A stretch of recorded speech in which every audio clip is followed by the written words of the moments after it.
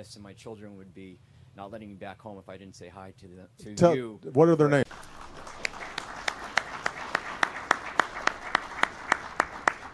I would also be remiss if I didn't acknowledge the hard work of other national security staff leaders, specifically John Brennan, Dennis McDonough, our Chief of Staff, Mike Froman, Nate Tibbetts, the Executive Secretary, and also Ben Rhodes in charge of our strategic communications.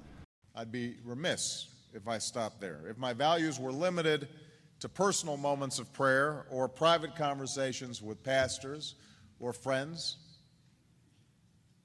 all a little fixer-upper.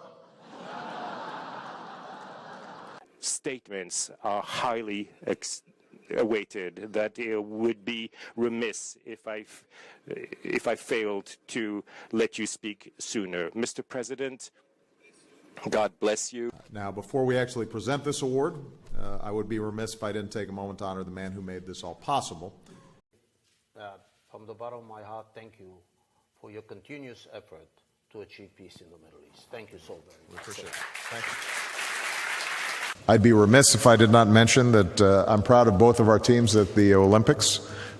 And I do want to point out that the mayor was remiss just in one last element in his remarks. I'm assuming. And do you feel that Raul Castro is an honest man and can be trusted?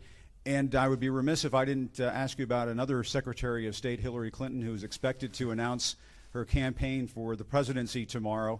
I would be remiss if I didn't ask about the prospect of a financial crisis in Europe. But we would be remiss not to take a moment to remember our fellow Americans whose hearts are heavy tonight, who grieve for loved ones, especially in San Bernardino, California.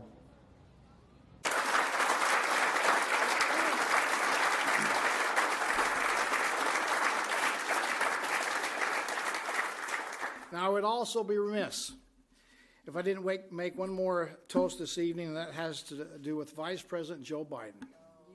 I would be remiss if I didn't also say the good news is that the broader society is recognizing the importance of taking a public health approach as well as a criminalization approach when it comes to drug addiction and abuse generally.